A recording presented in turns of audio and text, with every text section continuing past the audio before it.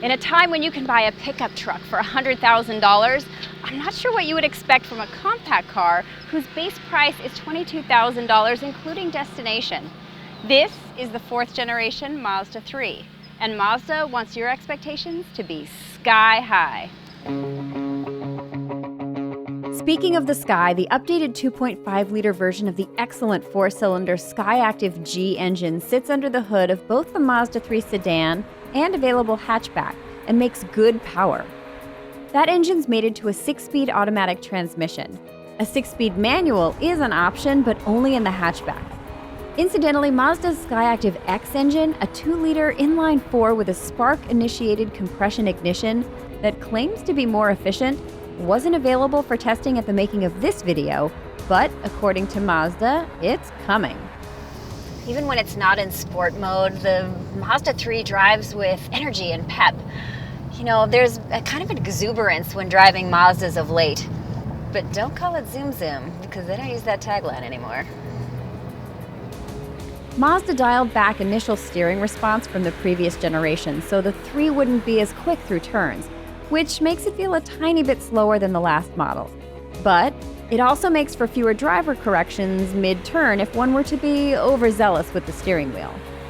Mazda's iActive all-wheel drive system adds 4-wheel vertical load detection and works with G-Vectoring Control Plus to control torque distribution between the front and rear wheels. The transmission feels quite polished for a car in this segment.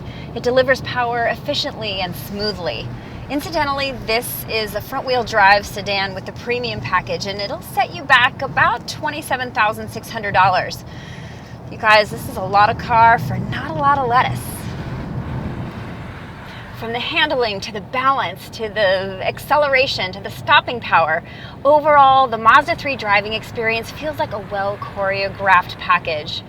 If you're looking for a reasonable, great driving sedan at this price point, the Mazda 3 should really be on your short list. The 4th generation Mazda 3 looks great. It's sleeker and more elegant than the previous gen, and takes a lot of cues from the bigger Mazda 6, which is a really good thing. See? I'm right, look. They look pretty similar. Those headlights, pretty good. The hatch, on the other hand, bulbous is the first thing that comes to mind. And look at those C-pillars. They are enormous. It's been met with quite polarizing opinion, but it's definitely unique. It's sportier looking than the sedan, I'll give it that. As much as I want to like it, compared to the uber-attractive looks of the last generation hatch, I'm just not there yet. Some angles are good, like that one. Others, not so much. The interior, wow, you guys, it is the bee's knees. It is Audi-esque in its handsome simplicity. Everything looks expensive. There's nice detail in the stitching here. The materials that they used are great. Nice soft touch points. Yeah, there are some plastics, but they're in places that you wouldn't even begin to look. The switchgear on both the steering wheel and here is really nicely set up now. It's very intuitive, and it actually feels good in your hand. It's great. I'm not normally a fan of the sort of floating display. I normally like them more integrated into the center stack, but this one I'm willing to give a pass because they do so many other things really well. 2 nitpicks. 1, this vent is fake. I don't like fake vents just for the sake of design. And the second thing is the center console doesn't open until you pull it back and then you open it up. I'm quite sure there's a reason for this, but either way, I think it's weird. Saving grace, however, is a stick shifter. Yay! So I'm willing to give these other things a pass. Mazda's infotainment system's been upgraded. The graphics are classic black and white, but it's not basic or boring looking. Maps are in color and clear, and the interface is way less complicated than before. Overall, this looks like it's from a much more luxury manufacturer. Land Rover could take a page out of this book. Cabin noise is minimal, and with the 1-inch extended wheelbase, room in the rear for passengers of stature is improved. There's lots of space, but no rear air vents on the premium package? big time boo. If you're looking for something to compare with the Mazda 3, well, you have a lot fewer options than you did even a couple of years ago.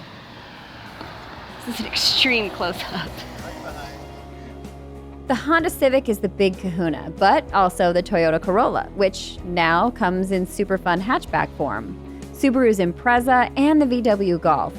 Incidentally, the excellent Golf GTI costs about the same as the Mazda 3 hatch, equipped with a manual transmission.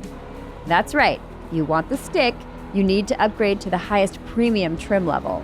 That's some stiff competition, and I'd be willing to bet in Mazda's offices the executives talk more about chasing the higher-priced BMW 3 Series and Audi A3 than their Japanese counterparts.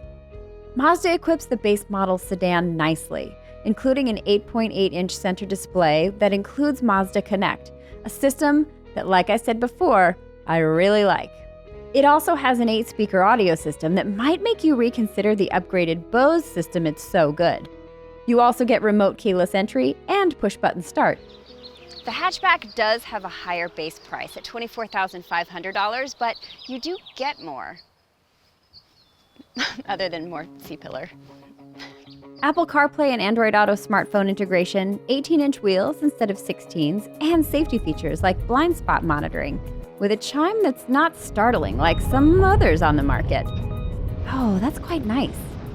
And it's a good thing too because of those previously discussed C-pillars. Oy. It's also got forward braking assist with pedestrian detection. Those items are upgrades on the sedan. Move up the trim level pecking order to the Select and get lane departure warnings, lane departure assist, leatherette seats, and leather-wrapped steering wheel and shifter. Preferred package purchasers enjoy heated front seats, that upgraded stereo, and power-adjusted front seats. Ooh, elevator seats. Premium trim gets you a head-up display, adaptive forward lighting, leather seats, and a moonroof. Fuel economy numbers are comparable with the rest of the category. For both sedan and hatch on the automatic transmission, 26 mpg city, 35 highway. On the hatchback manual, numbers aren't much different. Add the iActive all-wheel drive and you'll take a bit of a hit, but not much.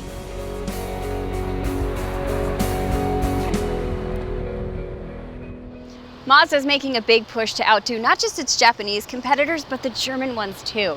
And with excellent engineering and dynamics and sophisticated styling, except for maybe the rear end of that hatch, which I'm still not convinced about, for Mazda, the sky's the limit.